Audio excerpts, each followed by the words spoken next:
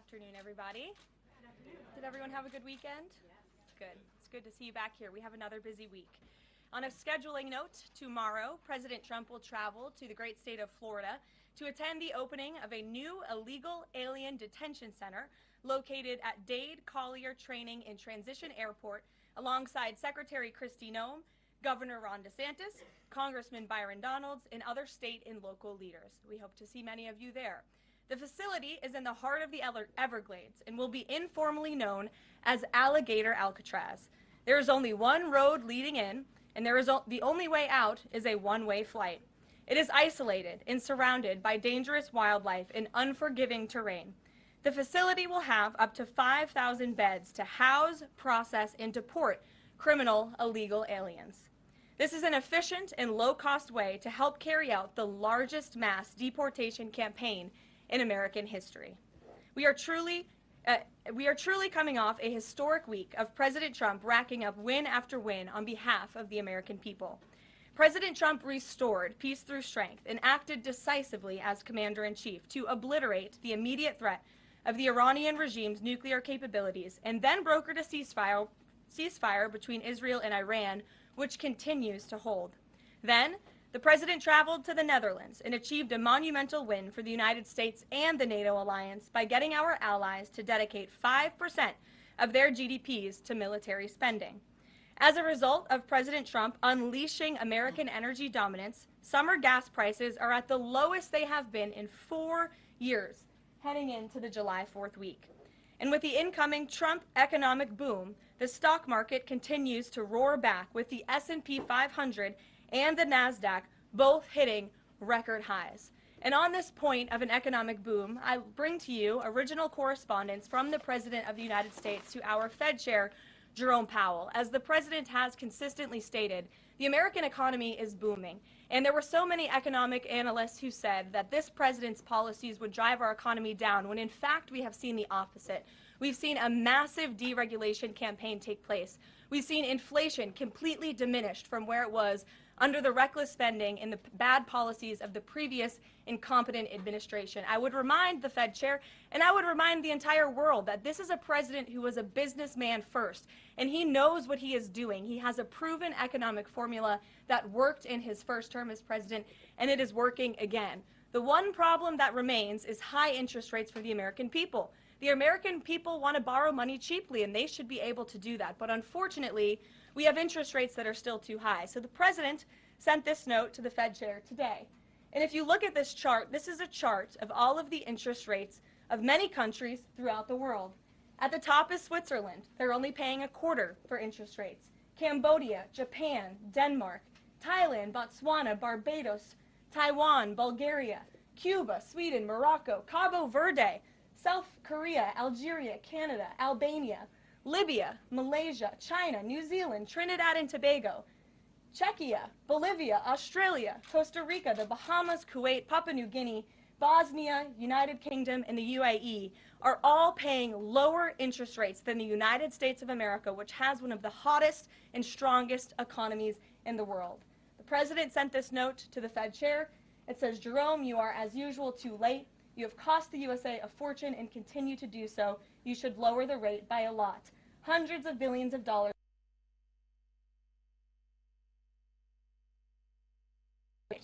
historically low inflation thanks to his policies. And we will continue to drive down the cost of living in this country for Americans. We will continue to deregulate. And it's also incredibly important that we pass this one big beautiful bill, which is the largest tax cuts in American history. And that's why the White House and the president himself have been in touch with lawmakers all weekend long to get this bill passed. And they are working very hard to do so. It remains a top priority for the president. And this bill has exposed the clear differences between Republicans and Democrats in 2025. The Democrats are doubling down on craziness and radical policies that are undermining the very fabric of our country. Just look at the Democrat nominee for New York City Mayor, Zohran Mamdani. He's a Democrat socialist, really a communist, who proudly calls to defund the police, peddles anti-Semitism, praises pro-Hamas groups, wants Israel abolished, and believes wealthy Americans should not exist. Those are his words, just as recent as this weekend. Meanwhile, under President Trump's leadership, Republicans are fighting tirelessly for everyday, middle-class, working Americans who re-elected this president. And we're carrying out a revolution of common sense. And all of that is packed into this one big, beautiful bill. It delivers the largest middle and working class tax cuts in U.S. history. It keeps America safe by funding the largest ever one-time investment in border security. It's enough to reverse the Biden border invasion. And every single Democrat is against that, against securing our border and deporting millions of criminal illegal aliens. The One Big Beautiful Bill also strengthens and protects Medicaid benefits, despite what Democrats are saying, for eligible American citizens who rely on it, like pregnant women, children, seniors, and people with disabilities, by eliminating waste, fraud, and abuse that threaten to destroy this program that was intended for the most vulnerable in our society. And every single Democrat in Congress is against rooting out that waste, fraud, and abuse and blocking the 1.4 million illegal aliens who are currently improperly receiving these benefits that should be going to American tax-paying citizens. The Democrats in Congress are more concerned with defending illegal aliens than they are hardworking Americans. And the Big Beautiful Bill also revitalizes our military and enhances our defense capabilities, protects our country from emerging new threats by funding a cutting-edge missile defense system called the Golden Dome. And as we all know, the One Big Beautiful Bill makes the Trump tax cuts permanent. The White House and the President are adamant that this bill is passed and that this bill makes its way to his desk. Republicans need to stay tough and unified during the home stretch, and we are counting on them to get the job done. So, with that, we will take questions. John Fredericks is in our new media seat today. John, thanks for being here. We'll kick it to you. Thank you, Karoline. Let's get to the One Big Beautiful Bill first. It Sure. appears now you're going to get at least 50 votes in the Senate. There'll be some amendments. What is the President's confidence level in getting 218 votes in the House by the end of this week in order for him to sign it on Friday? Well, look, we are very well aware, the President is very well aware, that this bill needs to not only pass out of the Senate, but it needs to go back to the House, and we need the full weight of the Republican conference to get behind this bill, and we expect them to, and we are confident that they will. The President has been working hand in hand with Senate Majority Leader Thune and also our House Republican leader, or the Speaker of the House, Mike Johnson, both of whom will be at the White House today to meet with the President yet again. I believe they were here this morning, actually. I have one follow-up. Sure. You outlined Jerome Powell and the note that the President just sent to him. There are many who believe that Powell has been politicized in a lot of different ways. The President has not been shy about acting on things that he believes in. Why not just fire Jerome Powell and put in somebody that is going to lower rates? Why wait? Well, it's a good question, and one you can ask the President, because that's a decision for him to make. But you're right to point out the politicization of the Fed, and it's very unfortunate for our country. But Jerome Powell cut rates numerous times ahead of the election when Joe Biden was in this Oval Office, but now he refuses to, and the economy is in a much better place. So there really isn't a good explanation for that, and the President is rightfully calling attention to it. Thank you. Kelly. Good afternoon. On Iran, the President posted on his social that he is not even talking to them anymore. When we were at NATO, he said he expected the U.S. and Iran to have talks as early as this week, and that he might even want to see a written agreement. What is the update now if he's saying he's not even talking? So as I told you from the podium last week, I said the administration, and namely our special envoy Steve Witkoff, has been in communication both directly and indirectly with the Iranians. That communication continues. The President himself has not talked to Iran, which he pointed out in his truth statement. Peter. Thank you, Caroline. Does President Trump want Zohran Mamdani deported? I haven't heard him say that. I haven't heard him call for that.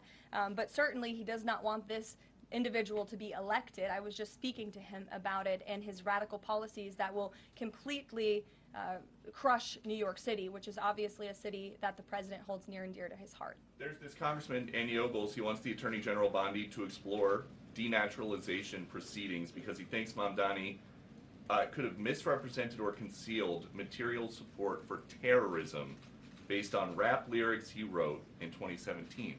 Does President Trump think this is a worthwhile use of the Attorney General's time? Well, I'll let the President speak to that. I have not seen those claims, but surely if they are true, it's something that should be investigated. And could President Trump see himself, you said you just talked to him about this, could he see himself working with a mayor Mamdani, somebody who, on Meet the Press this weekend, was given 3 chances to condemn the phrase globalize the intifada, but he couldn't.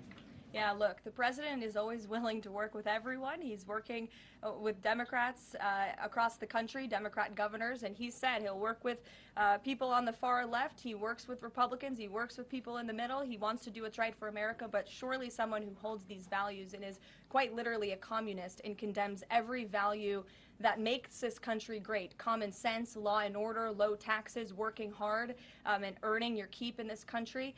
He's against all of that, and I think the president would find it difficult to work with someone like that. If he is elected, I'm sure you'll hear more from the president on that, but we'll have to see. Hopefully the voters of New York City choose wisely. Sure. Thanks, Caroline. The president on Friday said that he was hopeful of a Gaza deal within the next week. Can you give us an update on any progress towards that, and on any talks that the White House is having with Israel on that? Sure. Well, I know that Mr. Dermer is in Washington this week to meet with senior officials here at the White House. I also know that this administration is in constant communication with Israeli leadership, and the president himself speaks frequently, as you know, to Prime Minister Netanyahu. But this has been a priority for the president since he took office, to end this brutal war in Gaza. It is because of this president that humanitarian aid is being brought into the region. It's heartbreaking to see the images that have come out from both Israel and Gaza throughout this war, and the president wants to see it end. He wants to save lives, and however, the main priority for the president also remains to bring all of the hostages home out of Gaza. As you know, his tireless effort has brought home many of the hostages, including all of the American hostages who were held there. So he wants to see both things happen, and we're continuing to work very hard to do those things. Sure. Yeah, thanks, Caroline. What is the White House's response to Senator Tillis's criticism articulated from the Senate floor yesterday, in which he said passing the big, beautiful bill would betray President Trump's promise to protect Medicaid? Well, he is just wrong. And the president and the vast majority of Republicans who are supportive of this legislation are right. This bill protects Medicaid, as I laid out for you, for those who truly deserve this program, the needy, pregnant women, children, sick Americans who physically cannot work. And what it does is it ensures that able-bodied Americans who can work 20 hours a week are actually doing so, and that will therefore strengthen and protect those benefits for Americans who need it, as well as cutting out the waste, fraud, and abuse, as well as getting 1.4 million illegal aliens off of the program. So all of those measures are actually going to protect it for those who need it. That's the president's position, and that's what this bill does, and that's why Republicans need to vote for it and get it to the president's desk. That kind of criticism from a Republican senator, is that reason for concern for the passage of this? No, it's not. We're confident this bill is going to be back at the White House by the 4th of July. Stephen. Thank you, Caroline. 2 questions. On the New York mayoral race, does the president plan to make an endorsement? And secondly, on Jerome Powell, a lot of the focus obviously has been on interest rates and him keeping them high, but a new controversy erupted today. My colleague first reported that he's facing Chairman Jerome Powell is facing accusations of lying to Congress, which is a potential crime, about luxurious details of the Fed's $2.5 billion renovation project. Senator Loomis has called attention to this. Some experts want him to be investigated. Does the White House want these allegations investigated and, if found substantiated, punished? I'll have to take a look at those allegations, and I will raise them to the president's attention and let him speak on them himself. To your first question regarding the mayoral race, the president was asked that yesterday by Maria Bartiromo. He refused to give an endorsement, so you won't get one from me at this podium unless he wants me to do that. Philip, go ahead. Oh, Sure. And then I can go to you. cool. Thanks. Thank you. The president said that he's working on a temporary pause for immigration enforcement in certain industries. I'm wondering what you can tell us about how he's determining which industries are deserving of a pass. He mentioned farmers, but what about, say, construction workers? I mean, shouldn't there just be one standard here? I don't have any more details to read out for you, but what I can tell you is that the White House is working closely every day with the Department of Agriculture as well as the Department of Homeland Security when it comes to workforce enforcement, worksite enforcement, I'm sorry. And the president's focus and the focus of this administration is, of course, to remove public safety threats from the streets and to deport as many of the illegal criminals, especially the violent criminals that we know are still here because of the previous administration. So that's the main priority and the goal. And then the president has already made cuts to the office of the Director of National Intelligence, but now Senator Tom Cotton has put forward a bill that would cut the office by another 60%. What's the president's reaction to that legislation, and is this something that he would support, those additional cuts? I don't know if the president's even aware of that legislation, but I will get you a response if he is aware and if he wants to respond to it. Go ahead. Thanks, Caroline. You mentioned the dangerous wildlife at the alligator Alcatraz. Is that a design feature? Why is the president going with this mega bill in such a precarious position in the Senate? And then also, can you talk about the CBO estimate that it would add about 11 million uninsured? Well, look, when you have illegal murders and rapists and heinous criminals in a detention facility surrounded by alligators, yes, I do think that's a deterrent for them to try to escape. We do know that some of these illegal criminals have escaped from other detention facilities, like one in New Jersey, which I know was recently reported on. So, of course, we want to keep the American people safe, and we want to remove these public safety threats from our streets, and we want to effectively detain them as best as we can. As for why the president is going, I think his trip to this detention facility actually underscores the need to pass the One Big Beautiful Bill, because we need more detention facilities across the country. The last administration let in nearly 20 million illegal people from all over the world, and this administration is focused on arresting and detaining them.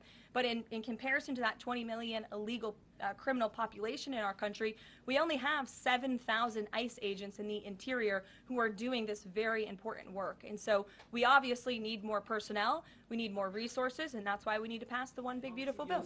On the CBO's Go ahead. Yes, in the pink. Oh, thank you. Thank you. Welcome. Can you please share some details of China trade deal? Has the U.S. agreed to ease some technology export restrictions? Sure. Well, the final language that was agreed upon in both Geneva and in London was signed just past week. We can get you that final text of the agreement. Go ahead. Thank you, Caroline. Eamon, and then behind you. Okay, thanks, Caroline. So on Jay Powell, has the president got a short list of who he wants to see as Jay Powell's successor, and is he going to name a successor as early as this summer? I won't get ahead of the president on any announcements on that. Does he like Scott Besson for the job? Again, I won't get ahead of the president. And on TikTok, if you could, real quick, he said Sure. yesterday he's got a buyer, but the question there is, does he have a seller?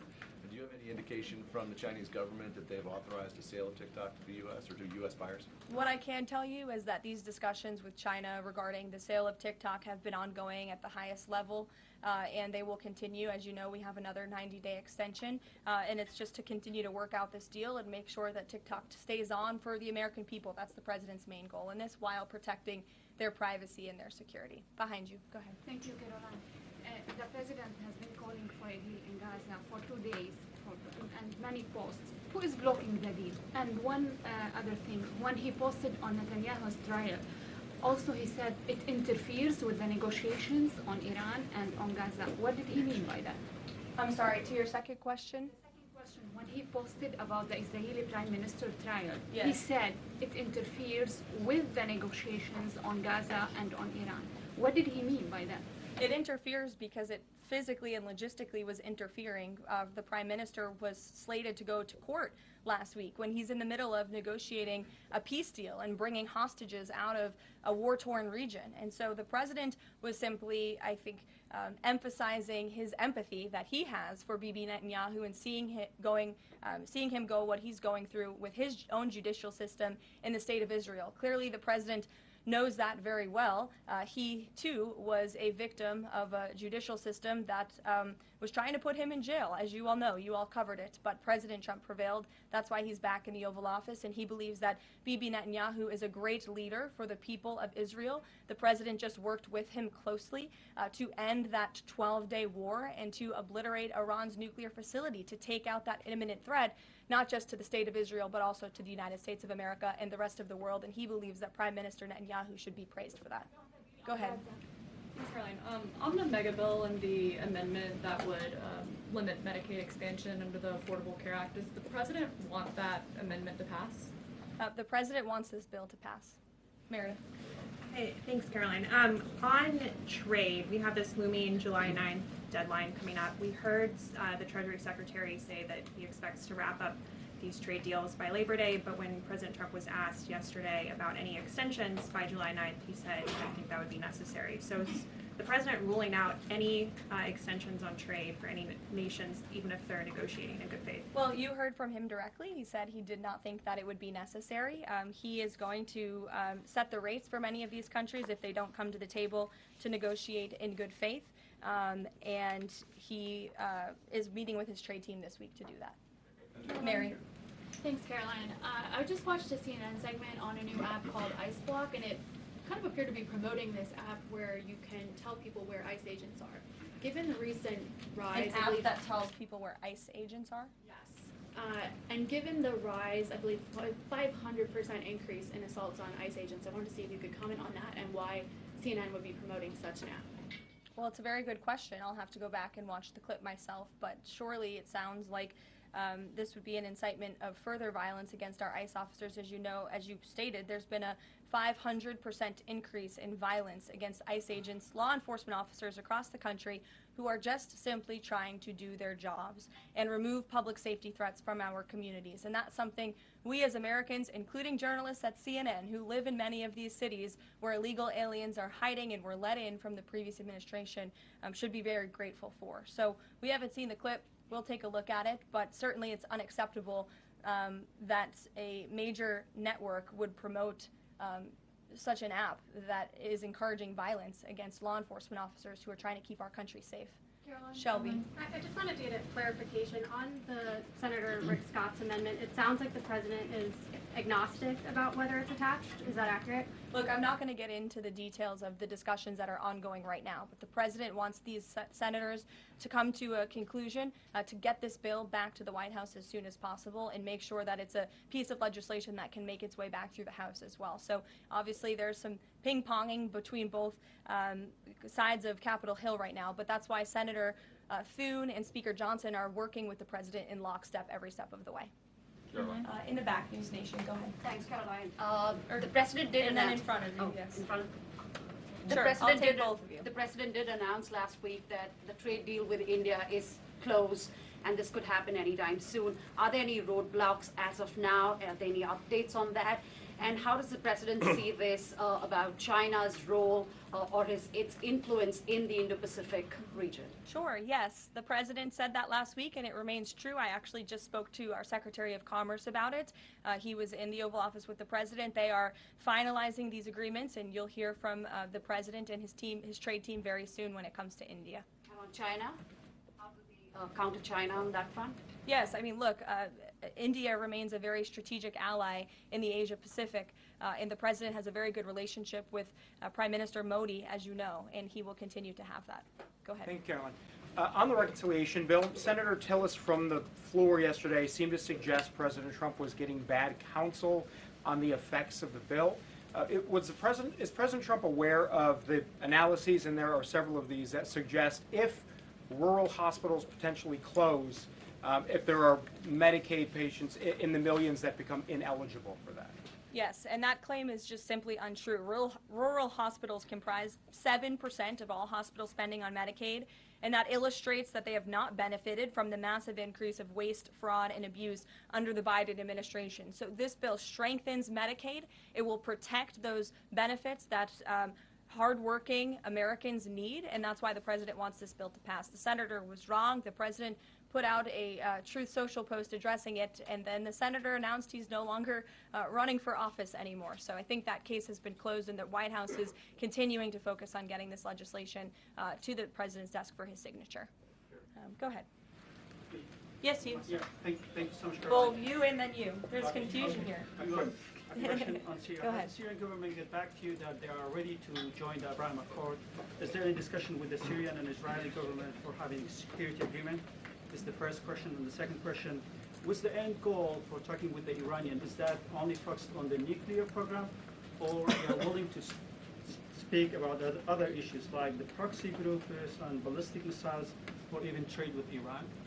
So as for discussions between Syria and Israel, you'll have to reach out to those respective governments. I can't comment on that. But what I can tell you is that this afternoon, the president will be signing an executive order to terminate the United States sanctions program on Syria. And this is in an effort to promote and support the country's path to stability and peace. The order will remove sanctions on Syria while maintaining sanctions on the former President Assad, his associates, human rights abusers, drug traffickers, persons linked to chemical weapons activities, ISIS and their affiliates, and Iranian proxies. And this is, again, an action that the president promised and shocked the world with in Saudi Arabia, because he's committed to supporting a Syria that is stable, unified, and at peace with itself and its neighbors. The president met with Syria's new president when we were in the Middle East, as you know, and so this is another promise made and promise kept by this president to promote peace and stability in the region. Go ahead, Alice. Questions on two topics, if you don't mind. Sure. Iris Howe with NTD here. First on Canada. Canada says it's now dropping its digital services tax on American tech companies days after President Trump says he's halting all trade talks with Canada. First, what's the president's reaction to this? Can you tell us more about his call with Prime Minister Carney over the weekend? How did he get Carney to drop it? And also, what's the impact on American tech companies given this latest progress, as the president says he has been fighting for American tech companies? It's very simple. Prime Minister Carney in Canada caved to President Trump in the United States of America. And President Trump knows how to negotiate, and he knows that he is governing the best country and the best economy in this world, on this planet.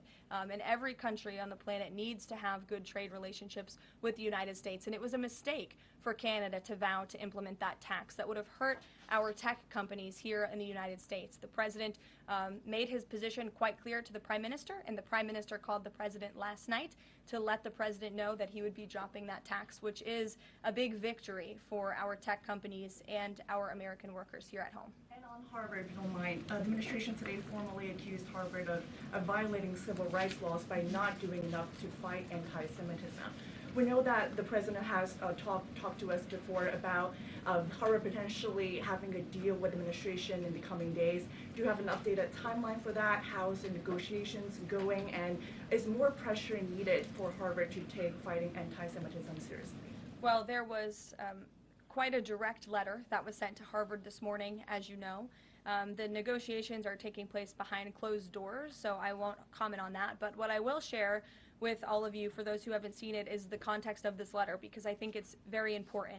And this comes from the Department of Health and Human Services, which concluded after a thorough investigation that Harvard University is in a violent violation of Title VI of the Civil Rights Act, which prohibits discrimination on the basis of race, color, and national origin. And if you read some of the content of the investigation and what they found, the majority of Jewish students reportedly experienced negative bias or discrimination on their campus, while a quarter of Jewish students at Harvard felt physically unsafe. Jewish and Israeli students were assaulted and spit on. They hid their kippahs for fear of being harassed and concealed their Jewish identity from classmates for fear of ostracization. Images were widely circulated amongst the Harvard community that trafficked in obvious anti-Semitic tropes, including one that showed a $sign inside of a Star of David, and the campus was vandalized with anti-Semitic stickers, including one that showed the Israeli flag with a swastika. The Harvard campus was racked by demonstrations, as you all know, violent protests that violated the university's rules of conduct. The demonstrations called for genocide and murder, denied Jewish and Israeli students access to campus spaces. These are all facts that Harvard cannot dispute, and that's why the administration has found them in violation of Title VI and has threatened to withhold their federal funding, because if you break federal law, you should not be receiving federal tax dollars. And so I rest my case on Harvard. Andrea. Yeah, so President Macron of France earlier today said that tariffs levied by powerful countries are often a form of blackmail, and criticized the sort of process that's underway. He didn't mention the United States specifically, but said that these tariffs are really hurting developing countries. So there's this big UN conference going on. What do you say to that? What is the president, was he aware of that comment, and did he have any response? I think the president and the White House would certainly reject that characterization by Prime Minister Macron. Tariffs are an effective use of presidential power to bring back the middle class, to bring back our manufacturing industry, which was the backbone of our American economy and has been hollowed out by globalist politicians who have caved to foreign countries instead of doing what's right for American workers. That's why the president is effectively utilizing his authority to wage tariffs and to utilize tariffs, and continues to be in discussions and negotiations on trade to do what's right for America. And Europe and the rest of the world might not be used to that, but President Trump is back in town, and he's going to do what's right for our people and our country. Can I just follow up on Netanyahu? So there's a report in Israeli media that the Prime Minister will actually be here, that Netanyahu will be here today meeting with the President. Can you confirm that? I don't believe Prime Minister Netanyahu is here today. I think you guys would know about that by now. Unless there's something going on I don't know about, but I don't believe he is. I do know he has expressed interest in coming to Washington and meeting with the president, and we are working on a date for that. I do not believe it is today, but that would be fun. You never know in this White House, let's be honest. Go ahead. Thanks, Karoline. Does the president support this new measure in the big, beautiful bill that would impose steep new taxes on new wind and solar projects? I believe you're referring to the credits for wind and solar projects. No, And I'm talking about the new tax. There's a new tax that it's estimated would add 10 to 20% to the cost of any new wind and solar projects that start after this year.